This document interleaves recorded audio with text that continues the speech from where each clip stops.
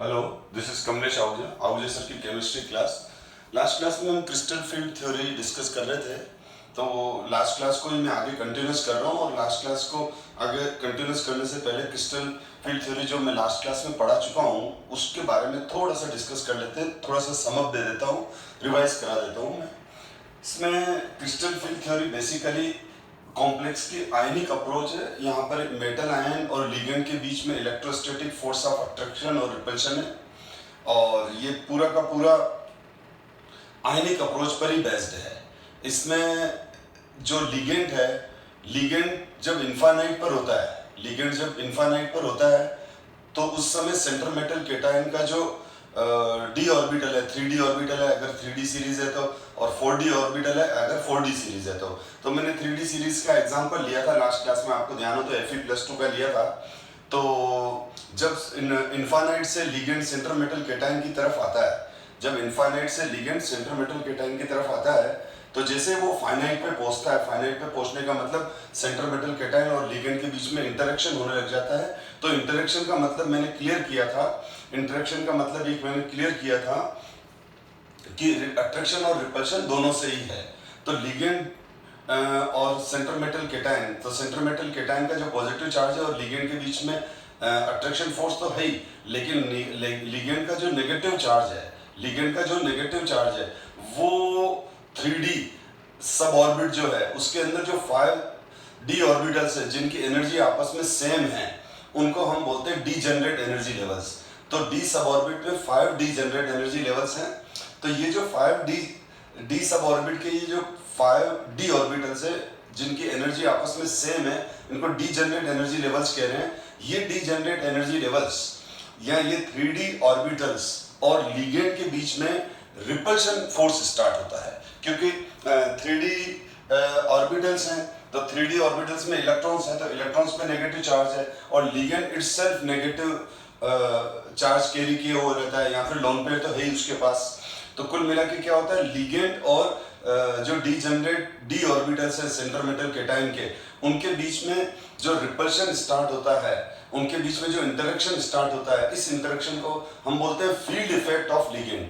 और इस field effect of ligand की वजह से ये डीजेनरेट डी एनर्जी लेवल्स की पहले तो रिपल्शन की वजह से थोड़ी सी एनर्जी बढ़ती है, लेकिन जब चारों तरफ से लिगेंड आते हैं, जैसे ऑक्टाहेड्रल शेप है तो ऑक्टाहेड्रल शेप के अंदर 6 लिगेंड चारों तरफ से उसको कवर करके और उसके साथ बॉन्डिंग कर रहे हैं, तो जब वो चारों तरफ से ऑक्टाहेड्रल कॉम्प्लेक्स की बात करूं तो मैं ऑक्टाहेड्रल कॉम्प्लेक्स में आपने देखा कि 6 ligand on the axis direction से सेंटर मेटल केटायन की ओर अप्रोच करते हैं, और जब वो सेंटर मेटल केटायन के बहुत ज्यादा नियर पहुंच जाते हैं तो इन डीजेनरेट डी ऑर्बिटल्स की एनर्जी डिस्टर्ब हो जाती है, स्प्लिट हो जाते हैं, ये नॉन डीजेनरेट हो जाते हैं, ये नॉन डीजेनरेट हो जाते हैं।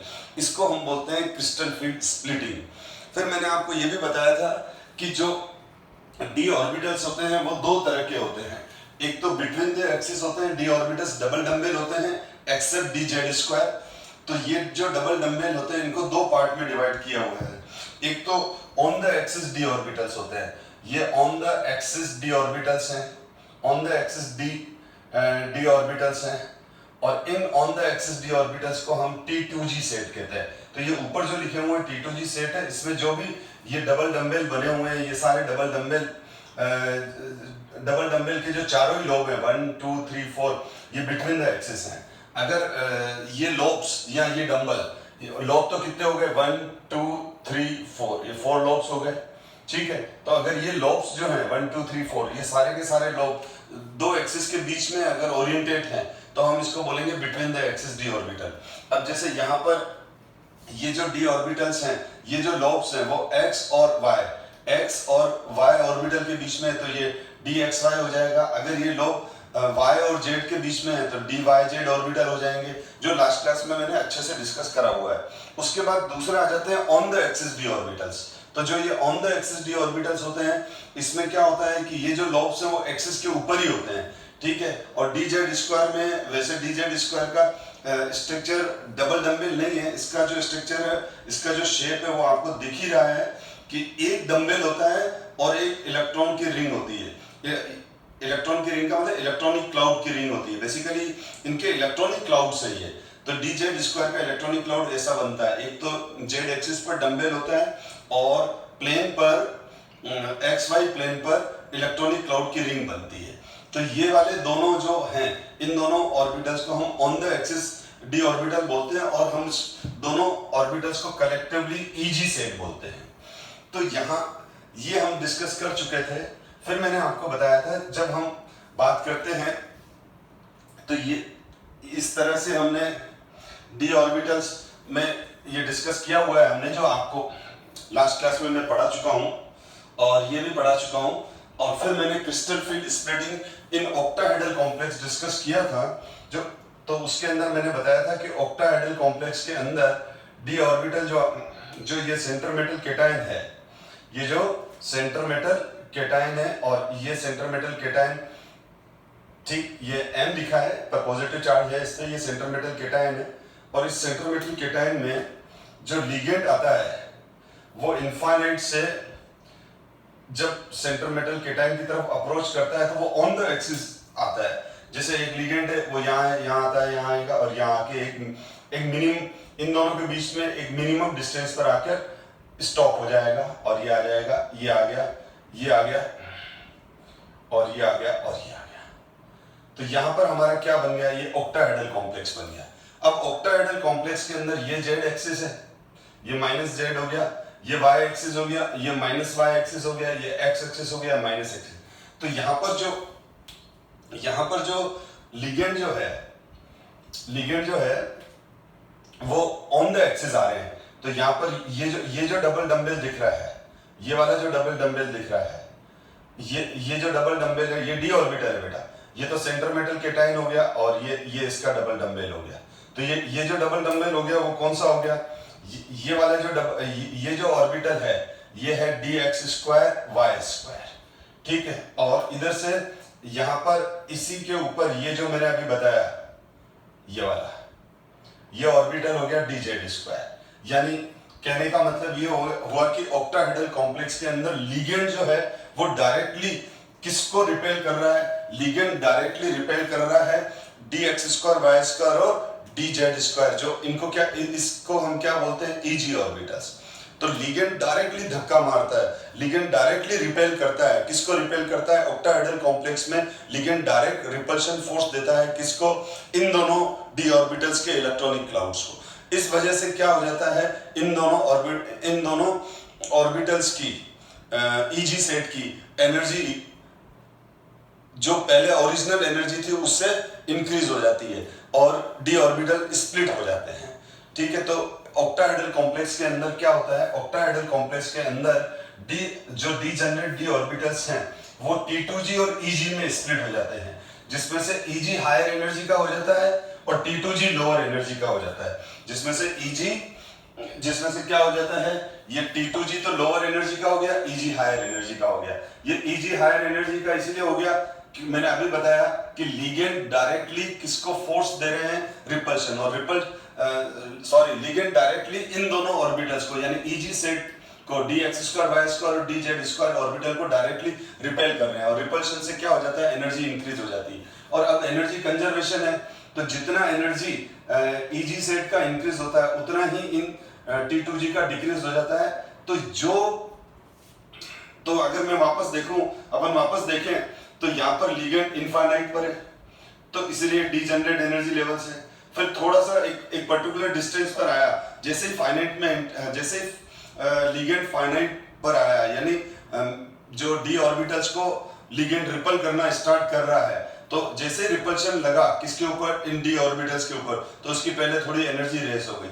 और अब लिगेंड और ज्यादा क्लोज आकर जैसे वो बॉन्डिंग करता है तो वो सिमेट्रिकली स्फीयर तो है नहीं, ऑक्टाहेड्रल मैनर के अंदर बॉन्डिंग कर रहा है। तो ऑक्टाहेड्रल मैनर में बॉन्डिंग कर रहा है तो हो क्या रहा है, EG सेट पर यानी इन EG सेट पर on the axis d orbitals पर लिगेंड का रिपल्शन फोर्स ज्यादा है, इसीलिए इसकी एनर्जी बढ़ गई और उतनी ही इनकी कम हो गई। अब इन दोनों के बीच में जो एनर्जी डिफरेंस क्रिएट होता है, जिसको हमने डेल O लिखा हुआ है, डेल O लिखा हुआ है। इस डेल ओ को हम बोलते हैं क्रिस्टल फील्ड स्प्लिटिंग एनर्जी, जो ये रहा डेल ओ, या ये ओ है और ओ का ओ किसको स्टैंड कर रहा है, ऑक्टाहेड्रल को स्टैंड कर रहा है। तो यहां पर हमने ये यहां तक मैं लास्ट क्लास में डिस्कस कर चुका था। अब मैं आगे बढ़ रहा हूं। अब हम स्प्लिटिंग देखते हैं टेट्राहेड्रल कॉम्प्लेक्स में। तो क्रिस्टल फील्ड स्प्लिटिंग इन टेट्राहेड्रल कॉम्प्लेक्स। तो टेट्राहेड्रल कॉम्प्लेक्स को अगर मैं डिस्कस करूं तो टेट्राहेड्रल कॉम्प्लेक्स में सबसे पहले हम ये देख लेते हैं कि टेट्राहेड्रल कॉम्प्लेक्स होता किस तरह से है। तो टेट्राहेड्रल, सबसे पहले हम टेट्राहेड्रल बना रहे हैं। तो यहां पर मैं टेट्राहेड्रल कॉम्प्लेक्स को ड्रॉ कर रहा हूं। तो 3D में टेट्राहेड्रल बता रहा हूं मैं, तो क्यूब में ले रहा हूं मैं। और अब यहां पर क्या हो रहा है,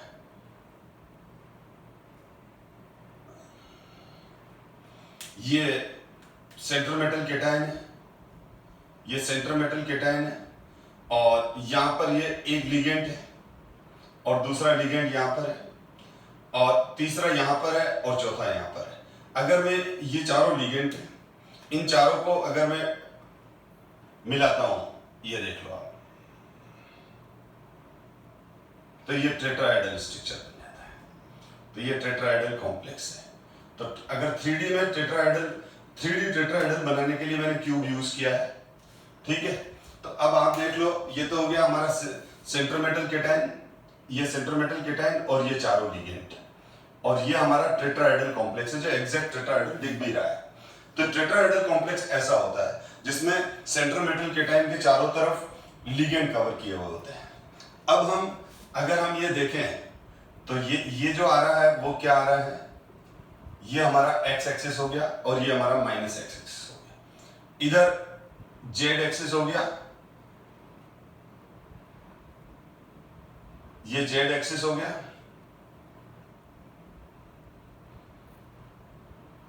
ये जेड एक्सिस, ये एक्स एक्सिस, और दूसरा ये जो ब्लैक मार्कर जो आपकी तरफ आ रहा है टूवर्ड्स व्यूअर, ये वाला, ये हो गया हमारा वाई एक्सिस।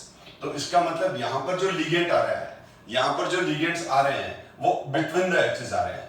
तो जैसे मैंने आपको बताया कि ऑक्टाहेड्रल कॉम्प्लेक्स में क्या होता है, ऑक्टाहेड्रल कॉम्प्लेक्स में लिगेंड ऑन द एक्सिस आते हैं, और जब लिगेंड ऑन द एक्सिस आते हैं तो on the axis d orbitals, यानी d x square y square d z square, जिसको हम ईजी करें, उसको रिपेल करके उसकी एनर्जी बढ़ा देता है।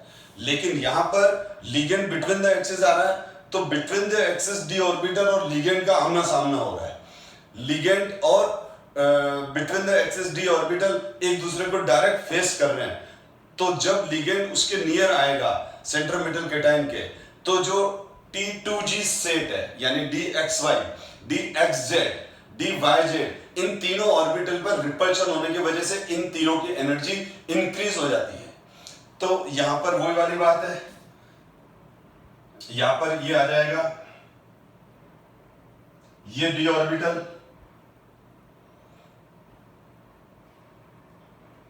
इसकी स्प्लिटिंग एक्सप्लेन कर रहा हूं मैं, ध्यान से देखना। ये डी ऑर्बिटल, ये जो डी ऑर्बिटल है, तो ये ये हो गए डीजनरेट डी ऑर्बिटल्स, पांचों की एनर्जी एक जैसी है। कब? व्हेन लिगेंड एट इनफाइनाइट, जब लिगेंड इनफाइनाइट पर है। तो अब लिगेंड इनफाइनाइट पर है, अब जैसे लिगेंड थोड़ा फाइनाइट पे आया, लिगेंड जैसे ही सेंट्रल मेटल केटायन के नियर आया, तो सेंट्रल मेटल केटायन के बिल्कुल सरफेस पर, क्योंकि 4s के तो इलेक्ट्रॉन निकल गए, 3D, मैं 3D की बात कर रहा हूं, तो 3D के पांचों डी ऑर्बिटल और लिगेंड, ठीक है, इनके बीच में रिपल्शन हुआ तो थोड़ी एनर्जी इसकी बढ़ गई, और थोड़ी एनर्जी बढ़ने से क्या हुआ, तो इसकी एनर्जी बढ़ गई पहले थोड़ी सी। लेकिन अब लिगेंड और ज्यादा पास में आया, और ज्यादा पास में आने की वजह से रिपल्शन और ज्यादा बढ़ा, लेकिन अब ये रिपल्शन सिमेट्रिकली इंक्रीज नहीं हुआ। ये जो रिपल्शन है ये सिमेट्रिकली इंक्रीज नहीं हुआ, जो between the axis D orbital है, DXY, DXZ, DYZ, ठीक है, उनको लिगेंड डायरेक्ट रिपेल कर रहा है, डायरेक्ट धक्का दे रहा है। तो क्या हो जाएगा, यहां पर ये हो जाएगा कि जो यहां पर जो लिगेंड है, इसका जो फील्ड इफेक्ट है, इस फील्ड इफेक्ट की वजह से, ठीक है, T2G की एनर्जी इंक्रीज होगी, क्योंकि बिटवीन द एक्सिस लिगेंड है, तो लिगेंड सीधा किसको परेशान कर रहे हैं, लिगेंड डायरेक्टली किसको रिपेल कर रहे हैं, T2G ऑर्बिटल्स को, क्योंकि यहां से between the axis d orbitals होंगे। तो यहाँ तो इस केस में क्या हो जाता है, T2G का एनर्जी ज्यादा हो जाता है और EG का कम हो जाता है। आपने देखा था कि ऑक्टाहेड्रल से जस्ट रिवर्स हुआ यहाँ पर। तो यहाँ पर ये कौन से ऑर्बिटल्स हैं, DXY, DXZ, DYZ, और यहाँ पर हो गया DZ स्क्वायर और DX स्क्वायर Y स्क्वायर। और इन दोनों के बीच में अब इन दोनों के बीच में क्या है, इन दोनों के बीच में देखो एनर्जी गैप क्रिएट हो गया, क्योंकि इन तीनों ऑर्बिटल की जितनी एनर्जी इंक्रीज हुई उतनी ही इन दोनों ऑर्बिटल की डिक्रीज भी होगी। तो अब क्या हो गया, अब ये हुआ कि इन दोनों के अब ये गैप क्रिएट हो गया। यहां पर डीजनरेट एनर्जी लेवल्स तो हैं, लेकिन यहाँ के कंपैरिजन में एनर्जी ज्यादा है। लेकिन जब बिल्कुल ही लिगेंड पास में आके बॉन्डिंग करके फिक्स हो ही जाता है, तो उस समय लिगेंड का फील्ड इफेक्ट की वजह से डी ऑर्बिटल T2G और EG लोअर एनर्जी और T2G हायर एनर्जी में स्प्लिट हो जाता है, और इनके बीच में जो ये गैप क्रिएट होता है, this gap is called delta T। This gap is called delta T। हम इस गैप को क्या बोलते हैं, हम इस गैप को डेल्टा T बोलते हैं। तो डेल्टा T क्या है, डेल्टा T है DD crystal field splitting energy. Delta T is called crystal field splitting energy in tetrahedral complex. तो डेल्टा T का फुल नेम क्या हो जाएगा, crystal field splitting energy for tetrahedral complex. Delta T क्या है, crystal field splitting energy for tetrahedral complex. तो इन दोनों के बीच में ये गैप आ गया। खैर, अब आपको ये समझ में आ गया होगा कि यहां स्प्लिटिंग इस तरह की क्यों हुई। तो अब दूसरा ये है कि ये जो स्प्लिटिंग है डेल्टा T और डेल O, तो क्वेश्चन ये है कि डेल्टा T और डेल O किसकी वैल्यू ज्यादा होगी, क्वेश्चन ये भी है। सोचो किसकी ज्यादा होगी, पर हाँ पहले एक मिनट मैं ये क्लियर कर दूं। यहां पर ये वापस वही आ गया डी ऑर्बिटल, ये बढ़ गई एनर्जी, ये स्प्लिट हो गई, ये डेल्टा T। तो ये डायग्राम मैंने अभी आपको एक्सप्लेन कर दिया, ये T2G और ये EG। तो अब अपन आगे देखते हैं बेटा। तो यहां पर the magnitude of delta O depends upon the nature of the ligand, the experimental observed value of del O some of the ligands in increasing order are given below. देखो, अब जो डेल्टा O है, यानी आप समझो मैं ये कह रहा हूं कि जो यहां पर डेल्टा O जो है, देखो यहां देखो मैं डेल O की हमारे सिलेबस में ना वैसे इसको डेल O बोलेंगे, ठीक है। अब ये डेल O अगर ऑक्टाहेड्रल है तो O लिख देंगे, टेट्राहेड्रल है तो T लिख देंगे, स्क्वायर प्लेनर है तो SQ लिखते हैं, ठीक है। तो मैंने जनरली डेल्टा O टर्म ही यूज की क्योंकि हमारे सिलेबस में सारे के सारे जो क्रिस्टल फील्ड थ्योरी है वो ऑक्टाहेड्रल कॉम्प्लेक्स के लिए मेनली डिस्कस की हुई है, इसीलिए डेल O लिया है मैंने। तो फर्स्ट क्वेश्चन ये है कि ये जो डेल O है या डेल की वैल्यू है वो किस पे डिपेंड करती है, ये जो स्प्लिटिंग है, ठीक है ना। अब ये स्प्लिटिंग हर कॉम्प्लेक्स में होगी, स्क्वायर प्लेनर कॉम्प्लेक्स में भी होगी। तो ये जो स्प्लिटिंग है, ये वाली जो स्प्लिटिंग है, अब ये स्प्लिटिंग इसके बीच की जो ये वैल्यू है, इसको मैं डेल O बोलूं तो ऑक्टाहेड्रल में खाली अभी डेल बोल देता हूं, ठीक है। तो ये वाली वैल्यू किस पे डिपेंड करेगी, ये कितनी होगी, किस पे डिपेंड करेगी, स्प्लिटिंग एनर्जी, ठीक है। तो यहां पर ये स्प्लिटिंग एनर्जी नंबर 1 एक तो शेप पे डिपेंड करेगी। जैसे टेट्रा मैं ये बोल रहा हूं कि जो डेल O है वो ज्यादा बड़ा होता है डेल T से, यानी ऑक्टाहेड्रल कॉम्प्लेक्स के लिए जो स्प्लिटिंग है, ऑक्टाहेड्रल कॉम्प्लेक्स के लिए जो स्प्लिटिंग है वो ज्यादा है। अगर ये हो गई टेट्राहेड्रल के लिए तो ये हो गई ऑक्टाहेड्रल के लिए, ठीक है। तो ये जो गैप है, दिस गैप इज कॉल्ड, ये टेट्राहेड्रल कॉम्प्लेक्स के लिए और ये ऑक्टाहेड्रल के लिए। तो ऐसा क्यों होता है, तो फर्स्ट क्वेश्चन ही हमारा, ये सीधी बात है, बुक में क्वेश्चन है कि why del o greater than del t. तो हम लिखेंगे जो जो ऑक्टाहेड्रल कॉम्प्लेक्स के अंदर ऑक्टाहेड्रल कॉम्प्लेक्स में जो स्प्लिटिंग हो रही है, ऑक्टाहेड्रल कॉम्प्लेक्स में जो स्प्लिटिंग हो रही है वो ड्यू टू 6 लिगेंड्स हो रही है, ड्यू टू 6 लिगेंड्स हो रही है। ठीक है, तो यह 6 लिगेंड्स का सेंटर मेटल केटायन पर इफेक्ट है। और टेट्राहेड्रल कॉम्प्लेक्स में क्या होता है, टेट्राहेड्रल कॉम्प्लेक्स में 4 लिगेंड्स की वजह से हो रहा है। ठीक है, किसकी वजह से हो रहा है, 4 लिगेंड्स की वजह से हो रहा है। तो यहां हम सीधा लिखेंगे कि 6 लिगेंड्स का जो फील्ड इफेक्ट है वो ज्यादा होगा ऑब्वियसली 4 लिगेंड्स से। या 4 मिलके स्प्लिटिंग कर रहे हैं या 6 मिलके स्प्लिटिंग कर रहे हैं, तो 6 ज्यादा स्प्लिटिंग करेंगे। तो हम क्या बोलेंगे, यहाँ 6 लिगेंड पार्टिसिपेट कर रहे हैं डी जनरेट डी ऑर्बिटल्स को स्प्लिट करने में, तो वो 6 लिगेंड मिलके ज्यादा इसको स्प्लिट करेंगे और 4 नंबर ऑफ कम लिगेंड कम है तो यहाँ स्प्लिटिंग कम हो जाएगी। एक सिंपल सा आंसर। दूसरा, जो डेल ओ की दूसरी, एक तो डेल की वैल्यू इस पर डिपेंड करती है कि शेप कौन सा है, टेट्राहेड्रल है कि ऑक्टाहेड्रल है, यानी नंबर ऑफ लिगेंड्स कितने हैं। ज्यादा अगर लिगेंड है ऑक्टाहेड्रल में तो स्प्लिटिंग ज्यादा होगी, टेट्राहेड्रल में 4 लिगेंड है तो स्प्लिटिंग कम होगी। दूसरा, लिगेंड के नेचर पे भी डिपेंड करता है। लिगेंड की अपनी एक स्ट्रेंथ होती है स्प्लिट करने की। ठीक है, तो उसको हमने स्पेक्ट्रोकेमिकल सीरीज से एक्सप्लेन किया हुआ है। तो स्पेक्ट्रोकेमिकल सीरीज क्या है ये देखो। तो ये जो स्पेक्ट्रोकेमिकल सीरीज है ये बेसिकली ऑब्जर्व वैल्यू है। ये कौन सी वैल्यू है, ऑब्जर्व वैल्यू है। तो इसमें क्या है, द मैग्नीट्यूड ऑफ डेल, या ओ ले रखा है लेकिन डेल बोल रहा हूं मैं, the magnitude of del depends upon the nature of the ligands, the experimentally observe value of del. Del मतलब क्रिस्टल फील्ड स्प्लिटिंग है गैप। ठीक है, जो अभी मैंने बता रखा है। Some of the ligands is increasing order, ये है देखो, आयोडाइड, ब्रोमाइड। तो सबसे वीक लिगेंड आयोडाइड है। आयोडाइड जो है ये स्प्लिटिंग बहुत कम कर पाता है। क्यों कम कर पाता है ये मैं अभी आगे डिस्कस कर रहा हूं।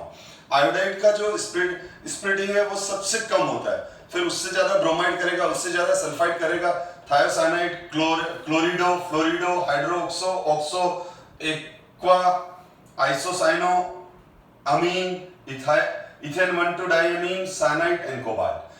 तो ये जो इन लिगेंड्स का ये इंक्रीजिंग ऑर्डर है, यानी CN और CO ये बहुत ज्यादा स्प्लिटिंग करते हैं, ये पावरफुल लिगेंड्स हैं। I-, Br- वीक लिगेंड्स हैं। ठीक है, तो जो स्प्लिटिंग कम करते हैं हम उसको बोलते हैं वीक फील्ड लिगेंड, और जो स्प्लिटिंग ज्यादा करते हैं वो strong field ligand. Strong field ligand ये 4 है जो ब्लू फॉन्ट कर रखे हैं मैंने, NH3, इथेन 1,2-डाइअमीन, साइनो और कार्बोनिल। ये स्ट्रॉन्ग फील्ड लिगेंड के अंदर कंसीडर होते हैं। बाकी ये सारे के सारे जो मैंने रेड कलर में प्रेजेंट किए हुए हैं, लिखे हुए हैं, ठीक है, वो वीक फील्ड लिगेंड है। वीक फील्ड लिगेंड रेड वाले, स्ट्रॉन्ग फील्ड लिगेंड ब्लू वाले हैं। ठीक है, फिर भी ऑर्डर भी बता रखा है। ठीक है, और इस ऑर्डर को हम बोलते हैं स्पेक्ट्रोकेमिकल सीरीज। ये ऑब्जर्व वैल्यू है। तो the ligand with small value of del o are called weak field ligands, whereas those with large value of del O or del are called strong field ligands. Besides the nature of the ligand, there are some other factors. Ligand की nature तो del ओ को depend, ligand की nature पर तो del की value depend करती है। यानी स्प्लिटिंग कितना होगा, ये स्प्लिटिंग कम होगा, ज्यादा होगा, बहुत ज्यादा होगा, ये किस पे डिपेंड करेगा, नेचर ऑफ लिगेंड। लेकिन नेचर ऑफ लिगेंड के अलावा भी कुछ फैक्टर्स हैं, ठीक है, जिस पर स्प्लिटिंग डिपेंड करती है। तो स्प्लिटिंग डिपेंड करती है oxidation state of the metal. देखो यहां पर एक चीज ध्यान देना, स्प्लिटिंग जो है वो किस पे डिपेंड करती है, एक तो नेचर ऑफ लिगेंड पे डिपेंड करेगी, लेकिन उसके अलावा कुछ और भी फैक्टर्स हैं। ये चीजें क्लियर करने से पहले मैं एक कंसेप्ट क्लियर कर दूं कि लिगेंड जितना ज्यादा क्लोज आएगा ये की पॉइंट बता रहा हूं मैं आपको, लिगेंड जितना ज्यादा क्लोज आएगा सेंट्रल मेटल केटाइन के, स्प्लिटिंग उतनी ज्यादा हो जाएगी। लिगेंड इनफाइनाइट पे था, स्प्लिटिंग नहीं हुई, थोड़ा सा पास में आया रिपल्शन लगा, ज्यादा पास में आया और ज्यादा रिपल्शन लगा, और ज्यादा पास में आया और ज्यादा रिपल्शन बना, 3D डिजेनरेट ऑर्बिटल्स और लिगेंड के बीच में, और वो स्प्लिट हो गए। तो लिगेंड जितना ज्यादा सेंट्रल मेटल केटाइन के पास आ जाएगा, हम बोलेंगे उतनी ज्यादा स्प्लिटिंग होगी। अगर लिगेंड किसी वजह से दूरी रह गया तो स्प्लिटिंग कम आएगी। लिगेंड अगर किसी वजह से सेंट्रल मेटल केटाइन से दूरी स्टॉप हो गया, ज्यादा पास नहीं आ पाया, तो स्प्लिटिंग भी ज्यादा नहीं होगी। देखो समझो मेरी बात को, मैं दो एग्जांपल ले लेता हूं। एक एग्जांपल है मेटल का I4, सपोज करो कोई -X कॉम्प्लेक्स है, ठीक है, MI4 -X चार्ज है इसके ऊपर, MF6 ठीक है ना, जैसे ये I4 नहीं, सॉरी I6, 6 लिया तो 6 ही लेंगे अपन। मैं ना 6 इसलिए ले रहा हूं क्योंकि हम टेट्राहेड्रल और स्क्वायर प्लेनर कॉम्प्लेक्स का तो केवल थोड़ा सा आइडिया है, सारी एप्लीकेशन, सारे क्वेश्चंस मोस्टली कॉम्पिटिटिव एग्जाम्स में और बोर्ड में तो 100% ही ऑक्टाहेड्रल कॉम्प्लेक्स पे पूछे जाते हैं। तो ये जैसे ये हो गया +2 है तो यहाँ -4 आ गया, यहां पर जैसे मैंने Mn लिया, MnF6 -4 आ गया, ठीक है। तो कहने का मतलब आप समझ गए, हेक्साआइडिडो मैग्नेट 2 आयन, हेक्साफ्लोरिडो मैग्नेट 2 आयन, ये -4 का मतलब नहीं है, Mn पर +2 है, ये +2 का है, ठीक है ना। तो इस तरह से कोई भी दो कॉम्प्लेक्स हैं तो मैं एक जनरल फॉर्मूला ले लिया MI6। अब आयोडीन का साइज और फ्लोरीन के साइज में बहुत ज्यादा डिफरेंस है। तो ये देखो आयोडीन का साइज, ये मैं दोनों कॉम्प्लेक्स बना रहा हूं, ये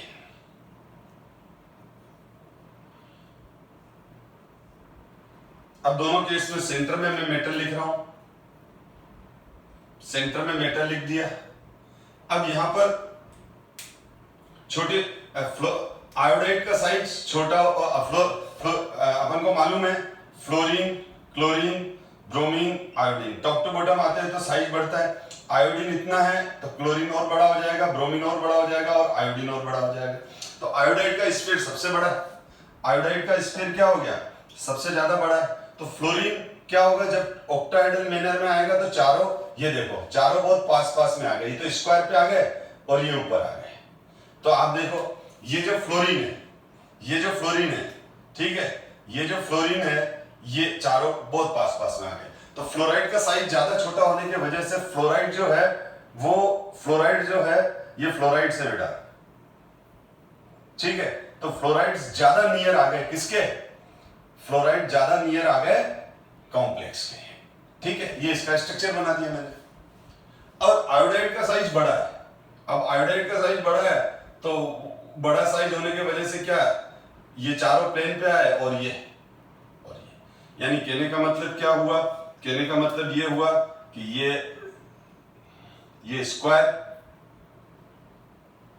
ठीक है। तो अब क्या हुआ, यहां पर जो बॉन्ड लेंथ है वो ज्यादा बड़ी है, यहां बॉन्ड लेंथ कम है, यानी मेटल का न्यूक्लियस और फ्लोरीन का न्यूक्लियस ज्यादा पास पास में होंगे और यहां पर ये ज्यादा दूर होंगे।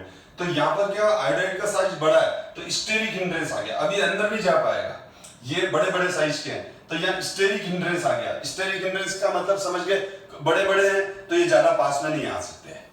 तो यहां पर ये साइज बड़ा होने की वजह से क्या हो गया, तो यहां पर जो MI बॉन्ड लेंथ होगी और यहाँ MF बॉन्ड लेंथ होगी, तो कौन सी बॉन्ड लेंथ ज्यादा बड़ी होगी, ये वाली बॉन्ड लेंथ ज्यादा बड़ी होगी।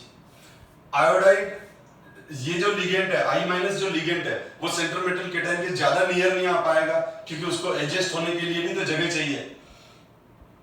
तो यहां पर आयोडाइड का फील्ड इफेक्ट 3D पर कम पहुंचेगा क्योंकि वो मेटल के नियर कम पहुंच पाया है, सेंट्रल मेटल केटाइन के नियर ज्यादा नियर नहीं है एज कंपेयर टू इसके, और इसका साइज छोटा है तो ये काफी ज्यादा नियर चला जाता है। तो F माइनस का फील्ड इफेक्ट ज्यादा इफेक्टिव होता है किसके कंपैरिजन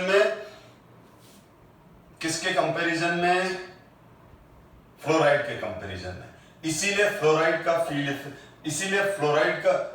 जो होता है, फ्लोराइड क्या होता है, ज्यादा स्ट्रॉन्ग लिगेंड होता है किसके कंपैरिजन में, तो यहां पर डेलो और यहां पर डेलो। ये डेलो किसका है, ये डेलो जब आयोडाइड लिगेंड है, और ये डेलो कब है, जब फ्लोराइड लिगेंड है, तो ये वाला डेलो ज्यादा होता है। तो आपको समझ में आ गया, फ्लोराइड का साइज छोटा होने की वजह से फ्लोराइड सेंट्रल मेटल केटाइन के ज्यादा पास चला जाता है, और वो ज्यादा पास अगर वो ज्यादा पास चला जाएगा तो मेटल के 3D ऑर्बिटल्स और इसके बीच में डिस्टेंस बहुत कम हो जाएगी, तो इसका फील्ड इफेक्ट अच्छे से लगेगा, अच्छे से रिपल्शन होगा। तो ये जो है वो स्प्लिटिंग ज्यादा करेगा, और इधर आयोडाइड दूर रहेगा, तो दूर से अपना फील्ड इफेक्ट भेजेगा, तो इतना नहीं पहुंच पाएगा, तो स्प्लिटिंग कम होगी।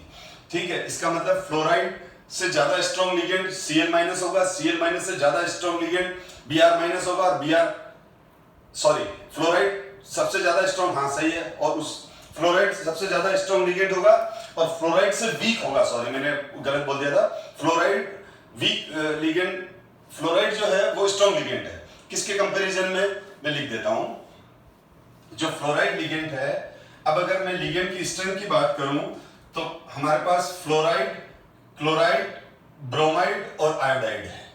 ठीक है, फ्लोराइड, क्लोराइड, ब्रोमाइड और आयोडाइड हैं, तो तो क्या हो जाएगा, कौन सा लिगेंड ज्यादा स्ट्रॉन्ग हो जाएगा, फ्लोराइड। तो यहां पर क्या हो जाएगा, ठीक है, स्ट्रेंथ ऑफ लिगेंड इंक्रीज हो रही है, स्ट्रेंथ ऑफ लिगेंड इंक्रीज, तो इनका डेल ओ वैल्यू भी क्या हो जाएगा, इंक्रीज हो जाएगा। F माइनस स्ट्रॉन्ग लिगेंड है क्लोराइड, ब्रोमाइड और आयोडाइड के कंपैरिजन में, और आयोडाइड सबसे ज्यादा वीक लिगेंड हो गया इन चारों की बात कर रहा हूं। इसीलिए देखो आयोडाइड का साइज सबसे बड़ा है, इसीलिए आयोडाइड सबसे वीक लिगेंड में कंसीडर होता है। ये तो एक तो हो गया, आपने देखा कि मैंने बताया कि ये तो लिगेंड की नेचर हो गई कि लिगेंड का साइज ज्यादा बड़ा है तो भी वो वीक लिगेंड के अंदर आ जाएगा। दूसरा मैंने आपको क्या कहा, अगर वो सेंटर में, अब अगर अपन जैसे लिगेंड फिक्स रख लें, जैसे फॉर एग्जांपल मैं कोबाल्ट की बात करूं, या कोबाल्ट +2 है, कोबाल्ट +2 तो COF6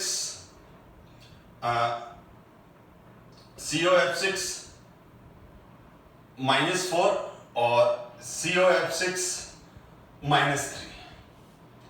तो अब मैं अगर इस कोबाल्ट पर ऑक्सीडेशन स्टेट निकालूं तो X6 -1 -4, तो X = कितना आ जाएगा, +2। तो कुल मिला के इस कोबाल्ट पर +2 ऑक्सीडेशन स्टेट है, इस कोबाल्ट पर +2 ऑक्सीडेशन स्टेट है। इसी तरह से अगर मैं इसके अंदर फाइंड आउट करूं तो X6 -1 -3 ये उधर चला जाएगा, तो X = +3 आ गया। तो यहां पर कोबाल्ट पर +3 ऑक्सीडेशन स्टेट है। अब ध्यान दो, अब इस केस में हमने क्या किया, लिगेंड कॉमन रख दिया, या फ्लोरीन रखा, यहाँ F रखा तो यहाँ F, या Cl तो यहाँ Cl, या Cl तो Cl। ठीक है, तो अब देखो दोनों की oxidation state of the metal, तो ये वाला पॉइंट डिस्कस कर रहा हूं मैं, तो दोनों का ऑक्सीडेशन स्टेट अलग है। तो अब यहां पर कोबाल्ट +2 फ्लोराइड को अपनी तरफ अट्रैक्ट कर रहा है, और यहाँ कोबाल्ट +3 फ्लोराइड को अपनी तरफ अट्रैक्ट कर रहा है, तो कौन ज्यादा अट्रैक्ट करेगा, ये वाला ज्यादा अट्रैक्ट करेगा, क्योंकि जितना सेंट्रल मेटल केटाइन की ऑक्सीडेशन स्टेट हायर होगी, सेंट्रल मेटल केटाइन की ऑक्सीडेशन स्टेट जितनी ज्यादा हायर होगी, सेंट्रल मेटल लिगेंड को उतना ज्यादा अपनी तरफ खींचेगा। और मैंने क्या कहा, अगर सेंट्रल मेटल केटाइन के ज्यादा नियर लिगेंड पहुंच जाता है तो स्प्लिटिंग ज्यादा होती है। तो अब यहाँ स्प्लिटिंग किसके, अब इस केस में डेल ओ की वैल्यू और इस केस में डेल ओ की वैल्यू कहां होगी, यहां ज्यादा होगी, इसकी डेल ओ की वैल्यू और इसकी डेल ओ की वैल्यू ज्यादा होगी, यानी इसका मतलब डेल ओ की value directly proportional to oxidation state on CMC centre metal cation. और ऑक्सीडेशन स्टेट को हम क्या बोलते हैं, प्राइमरी वैलेंसी भी बोलते हैं। ठीक है, इसका मतलब क्या हुआ, जब दोनों सेम लिगेंड है तो +2 और +3, तो +3 वाले कॉम्प्लेक्स का डेल ओ वैल्यू ज्यादा होगा, स्प्लिटिंग ज्यादा होगी। इसी तरह से जैसे हमारे पास क्रोमियम +3, क्रोमियम +6, तो किसके अंदर डेल वो वैल्यू ज्यादा हो जाएगी, +6 में। ठीक है ना। प्लेटिनम +2 +4, तो किसमें डेल ओ की वैल्यू ज्यादा होगी, प्लेटिनम +4 में। ठीक है, इसी तरह से और भी है, जैसे Fe+2 और Fe+3। ठीक है, यहाँ लिगेंड सेम रखने हैं, ध्यान रखना। तो यहाँ पर क्या हो जाएगा, हायर ऑक्सीडेशन स्टेट वालों की इनकी डेल ओ वैल्यू हमेशा ज्यादा रहेगी इनके कंपैरिजन में। तो ये हो गया oxidation state of ligand. The number of ligands अभी बता ही दिया मैंने आपको, जैसे ऑक्टाहेड्रल में और टेट्राहेड्रल में। तो ऑक्टाहेड्रल में 6 लिगेंड है तो ज्यादा स्प्लिटिंग करेंगे, 6 लिगेंड मिलके। और टेट्राहेड्रल अगर कॉम्प्लेक्स बन रहा है तो 4 लिगेंड ही स्प्लिटिंग कर रहे हैं, और 4 लिगेंड स्प्लिटिंग करेंगे तो कम स्प्लिटिंग करेंगे। ठीक है, ये डिस्कस कर चुका मैं डेल, इसीलिए इसी कंसेप्ट से तो मैंने आपको एक्सप्लेन किया था कि डेल ओ ज्यादा बड़ा होता है डेल टी से। ठीक है, और दूसरा अगर हम देखें तो स्केनियम, टाइटेनियम, वेलेडियम, क्रोमियम, मैग्नीक, आयरन, कोबाल्ट, निकल, कॉपर, अगर मैं इनके आयंस की साइज देखूं तो ये, अगर मैं इन सब के +2 ऑक्सीडेशन स्टेट ले लूं तो यहां पर लेफ्ट टू राइट इन मेटल्स का साइज डिक्रीज होता जाता है, जेड इफेक्ट का बढ़ता जाता है।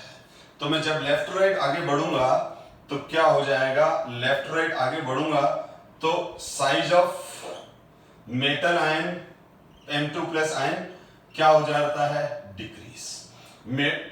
तो Z effect, effective nuclear charge power M+2 ion का क्या हो जाएगा, इंक्रीज। तो इसका डेल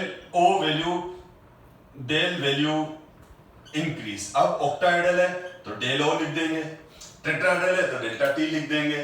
तो यहां पर क्या होता है, जो डेल वैल्यू होती है, ठीक है, वो कॉपर +2 आयन की सबसे ज्यादा होती है।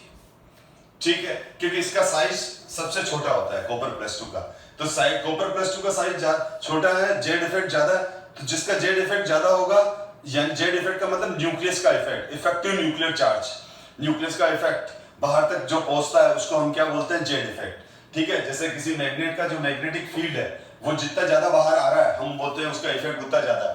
तो यहाँ पर left to right size decreases हो रही है, जेड इफेक्ट बढ़ रहा है, यानी न्यूक्लियस का इफेक्ट ज्यादा बाहर पहुंच रहा है। तो न्यूक्लियस का इफेक्ट ज्यादा बाहर पहुंचेगा तो नेगेटिवली चार्ज लिगेंड को कौन ज्यादा खींच लेगा, कॉपर +2। तो डेल ओ वैल्यू किसकी ज्यादा हो जाएगी, डेल वैल्यू इंक्रीज हो जाएगी, इसलिए ये डेल वैल्यू ऑर्डर।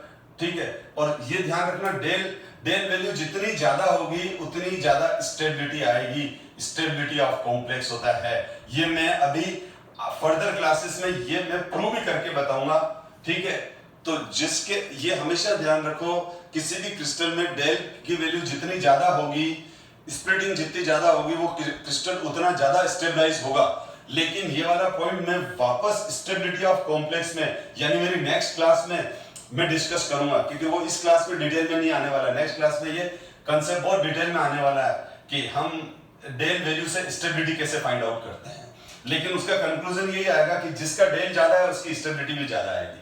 तो कॉपर +2 के जो कॉम्प्लेक्स होते हैं वो सबसे ज्यादा स्टेबल होते हैं, क्योंकि उसमें डेल की वैल्यू ज्यादा होती है, क्रिस्टल फील्ड स्प्लिटिंग सबसे ज्यादा होती है, क्योंकि कॉपर +2 का साइज छोटा है। एनीवे, अब हम और आगे बढ़ते हैं। तो what is crystal field splitting energy, जो मैंने अभी आपको ये अभी मैंने डिस्कस किया ही, ये क्रिस्टल फील्ड मतलब ये। ठीक है, how does magnitude of del o, ठीक है, ऑक्टाहेड्रल है तो डेल ओ हो जाएगा, decide the actual conformation of d orbitals in a coordination entity. तो ये बहुत बहुत इंपॉर्टेंट क्वेश्चन है, एनसीईआरटी 9.18 है। ठीक है, मैं इसको डिस्कस कर रहा हूं। तो देखो, यहां पर जब स्प्लिटिंग होती है, ठीक है, तो यहां पर जब स्प्लिटिंग हो गई तो अब हम खाली ऑक्टाहेड्रल अब हम ऑक्टाहेड्रल कॉम्प्लेक्स को फोकस कर रहे हैं। मैंने क्या कहा, हमारे सिलेबस में ऑक्टाहेड्रल कॉम्प्लेक्स ही हैं। टेट्राहेड्रल कॉम्प्लेक्स और स्क्वायर प्लेनर कॉम्प्लेक्स का केवल प्राइमरी आइडिया है, ऊपर से उसको डिस्कस करना था। ठीक है, खाली आपको स्क्वायर प्लेनर कॉम्प्लेक्स में आगे डिस्कस करने वाला हूं, वो भी 10 मिनट में कर लूंगा उसको। तो खाली आपको टेट्राहेड्रल कॉम्प्लेक्स की स्प्लिटिंग समझनी थी, जो मैंने समझा दी। लेकिन जो सारी एप्लीकेशंस है, सारे एग्जांपल हैं, वो बुक के अंदर ऑक्टाहेड्रल कॉम्प्लेक्स के ही हैं। अब हम बात कर रहे हैं डी ऑर्बिटल्स की जो स्प्लिटिंग है वो देखो।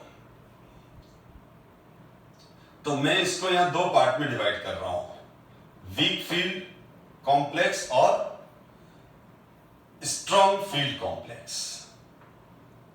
ठीक है, तो वीक फील्ड कॉम्प्लेक्स मतलब, एक बार डायग्राम बना देता हूं मैं। वीक फील्ड कॉम्प्लेक्स, वीक का मतलब स्प्लिटिंग कम हुई, और दूसरा ले रहा हूं मैं स्ट्रॉन्ग फील्ड कॉम्प्लेक्स। स्ट्रॉन्ग का मतलब हुआ स्प्लिटिंग ज्यादा हो गई। ठीक है, तो यहां पर स्प्लिटिंग कम है, तो यहां पर ये ऑक्टाहेड्रल में ऊपर T2G और नीचे EG।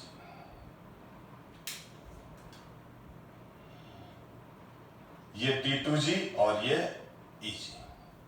ठीक है, और यहां पर भी वही है, दोनों ही ऑक्टाहेड्रल कॉम्प्लेक्स हैं। फर्क ये है कि ये हमारा इसमें जो था वो वीक फील्ड लिगेंड था, स्प्लिटिंग कम कर पाया है। यहां पर है स्ट्रॉन्ग फील्ड लिगेंड स्प्लिटिंग अच्छी खासी कर पाया है। तो यहां पर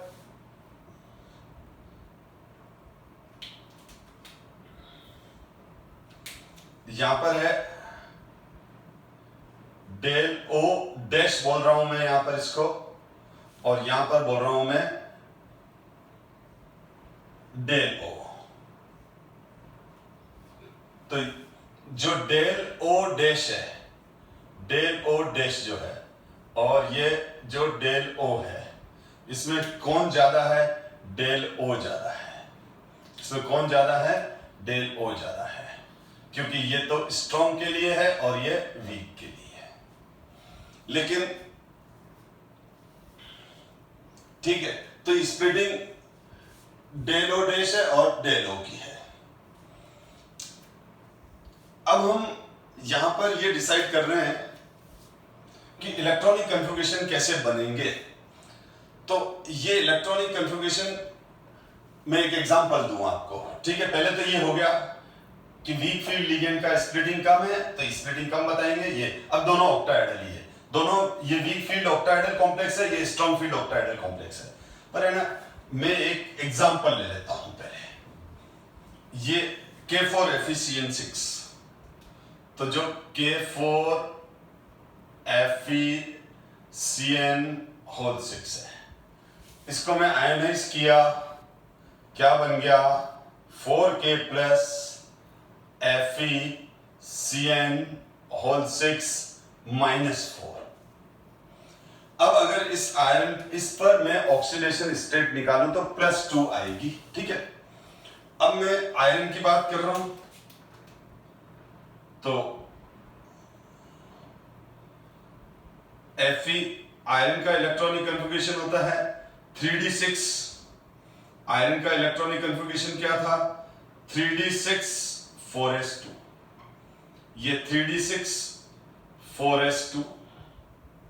अब मैंने Fe+2 कर दिया, तो ये दोनों इलेक्ट्रॉन निकल गए, 4s गया, काम से निकल गया, तो 3d6 ही रह गया। अब यहां पर जो ये 3d6 है, अब यहां पर जो ये 3d6 है बेटा, ठीक है, तो अब यहां पर ये वाला Fe+2 है मेरे पास, ये Fe+2 है। लेकिन ये Fe+2 कब है? इसको यूं लिख लेते हैं, ये है मेरे पास Fe+2। ये Fe+2 कब? When ligand at infinite, when cyanide ion, when 6 cyanide ion at 6 के 6 cyanide ion कहाँ है? at infinite distance पर। तो ये d ऑर्बिटल डिजनरेट है।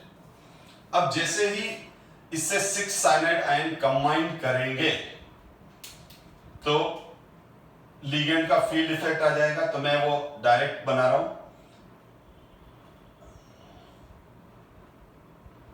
ऑक्टाहेड्रल कॉम्प्लेक्स है तो T2G ऊपर आ जाएगा और EG नीचे आ जाएगा।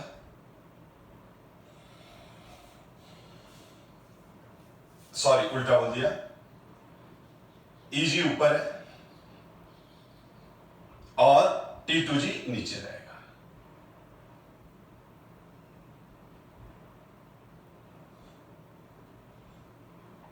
और यहां पर इन दोनों के बीच में जो एनर्जी डिफरेंस आया उसको हम क्या बोलेंगे? डेलो। ठीक। अब यहां पर ये हो गया FeCN होल 6 -4। अब ये जो Fe+2 है, ये वाला, ये जो Fe+2 है उसकी सिचुएशन ये रही। यहां पर जो आयरन है उसके डी ऑर्बिटल ऐसे हैं बेटा। कब? जब वो कॉम्प्लेक्स में है, मैं ये कह रहा हूं। और यहां पर डी ऑर्बिटल ऐसे हैं, Fe+2 के डी ऑर्बिटल ऐसे हैं जब ये इनफाइनाइट पर है, और ये तो कॉम्प्लेक्स में आ गया, आयन बन गया। अब क्या होगा इनकी? अब यहां पर ये तो हो गए लोअर एनर्जी, ये हो गए हायर एनर्जी, ये हो गए लोअर एनर्जी और ये हो गए हायर एनर्जी। तो अब यहां पर सिंपली इलेक्ट्रॉनिक कन्फिग्रेशन के रूल लगेंगे। अब यहां पर जो इलेक्ट्रॉनिक कन्फिग्रेशन के रूल लगेंगे वो ये लगेंगे कि पहले इलेक्ट्रॉन लोअर एनर्जी में जाएगा फिर हायर में जाएगा। इसका मतलब यहां पर ये स्ट्रॉन्ग फील्ड का लिगेंड है। कौन सा फील्ड का? Cn- तो क्या है? स्ट्रॉन्ग फील्ड लिगेंड है, स्ट्रॉन्ग फील्ड लिगेंड है। और जब ये स्ट्रॉन्ग फील्ड लिगेंड है, ठीक है, तो डेल O की वैल्यू ज्यादा है यहां, तो इन दोनों के बीच में एनर्जी डिफरेंस भी ज्यादा आ गया। अब हुआ क्या कि पहले T2G जब तक नहीं भरेगा, ये तीनों जब तक फिल नहीं होंगे तब तक इलेक्ट्रॉन यहां नहीं आने वाले। ये तीनों जब तक फिल नहीं होंगे तब तक इलेक्ट्रॉन यहां नहीं आने वाला। तो सबसे पहले इनमें इलेक्ट्रॉन्स आएंगे, और जब ये इलेक्ट्रॉन्स यहां आएंगे, ये फुल भरेगा तो इसका नंबर आएगा, और अगर ये पूरा भर गया और इलेक्ट्रॉन खत्म हो गए तो ये दोनों खाली रह जाएंगे। और फिर यहां पर ये तीनों ऑर्बिटल्स डीजनरेट है, तीनों की एनर्जी इक्वल है, तो हंस रूल लगेगा। हंस रूल क्या होता है? डीजनरेट एनर्जी लेवल में 1 1 इलेक्ट्रॉन फिल करता है। तो यहां पर हमारे पास टोटल इलेक्ट्रॉन्स कितने? 3d6 6 भरेंगे, तो ये 1 2 3 हो गए। अब 4 यहां डालेंगे? नहीं डालेंगे बेटा। क्यों? क्योंकि रूल ये है कि पहले जब तक लोअर एनर्जी के ऑर्बिटल में इलेक्ट्रॉन नहीं आते तब तक हायर जाएगा ही नहीं। तो ये 1 2 3, फिर अब पेयरिंग करना चालू कर दिया, 6 ही खत्म हो गए, तो ये दोनों बेचारे खाली पड़े रह गए। तो यहां पर ये 6 के 6 इलेक्ट्रॉन जो पहले ऐसे थे ऐसे आ गए। यानी Fe+2 में जब लिगेंड इनफाइनाइट पर था तो 4 अनपेयर्ड इलेक्ट्रॉन थे। Fe+2 जब आइसोलेटेड है, किसी के साथ बॉन्डेड नहीं है, तो पैरामैग्नेटिक है और नंबर ऑफ अनपेयर्ड इलेक्ट्रॉन 4 है। लेकिन जैसे ही वो Cn- से कंबाइन कर गया, Cn- से कंबाइन करते ही, ठीक है, अब Cn- का जो स्ट्रॉन्ग फील्ड इफेक्ट है, Cn- लिगेंड का जो स्ट्रॉन्ग फील्ड इफेक्ट है, उसकी वजह से डी ऑर्बिटल नॉन डीजनरेट हो गए, स्प्लिट हो गए T2G और EG में। और ये जो हो गई, ये बन गई हमारी क्रिस्टल फील्ड स्प्लिटिंग एनर्जी। ये हो गई हमारी क्रिस्टल फील्ड स्प्लिटिंग एनर्जी। और अब इस स्प्लिटिंग एनर्जी की वजह से इन 3 ऑर्बिटल्स की dxy, dxz और dyz की एनर्जी हो गई कम, और ये हो गई ज्यादा। अब इलेक्ट्रॉन 6 के 6 इलेक्ट्रॉन पहले यहां फिल हो गए, ऊपर के लिए बचे ही नहीं, तो दोनों ऊपर वाले खाली रह गए। यहां अनपेड इलेक्ट्रॉन हो गए 0। तो ये तो था जब ये आइसोलेटेड था तो था ये पैरामैग्नेटिक, ठीक। अब ये बन गया डायमैग्नेटिक।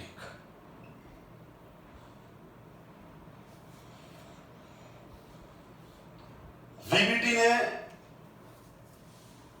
पेयरिंग क्यों हो जाती है एक्सप्लेन नहीं किया था। वीबीटी ने तो क्या कहा था, बस पेयरिंग हो जाती है। क्यों हो जाती है उसका एक लॉजिक नहीं दिया था, उसने कंसेप्ट नहीं दिया था। तो यहां से हमको यह समझ में आया कि क्यों पेयरिंग हो गई। तो ये सीएफटी का एक एग्जांपल दिया। अब क्या है कि अब मैं जो नेक्स्ट टॉपिक लेने वाला हूं उसके अंदर मैं ये डिस्कस करूंगा कि हम स्ट्रॉन्ग जो ये crystal field splitting energy del law के बेस पर कैसे डिसाइड करेंगे वीक फील्ड के कॉम्प्लेक्स और स्ट्रॉन्ग फील्ड के कॉम्प्लेक्स। अब वीक फील्ड के कॉम्प्लेक्स और स्ट्रॉन्ग फील्ड के कॉम्प्लेक्स के इलेक्ट्रॉनिक कन्फिगरेशन अलग अलग हो जाते हैं, पर ये टॉपिक थोड़ा बड़ा है तो मैं ये क्लास अभी यहीं रोक रहा हूं, स्टॉप कर रहा हूं, क्योंकि मैं आगे बढ़ूंगा तो टॉपिक बहुत ज्यादा लंबा हो जाएगा। तो अब इसी क्लास को मैं आगे नेक्स्ट क्लास में कंटिन्यूस करूंगा और मैं डिटेल में डिस्कस करूंगा कि स्ट्रॉन्ग फील्ड लिगेंड्स और वीक फील्ड लिगेंड्स और उस डिफरेंट टाइप के लिगेंड्स किस तरह से होते हैं, और फिर लिगेंड के आने से मैग्नेटिक प्रॉपर्टीज कैसे चेंज होती है, जैसे थोड़ा सा एग्जांपल भी दिया मैंने। तो इसी पोर्शन को मैं डिटेल में डिस्कस करूंगा नेक्स्ट क्लास में। So thank you so much my dear students.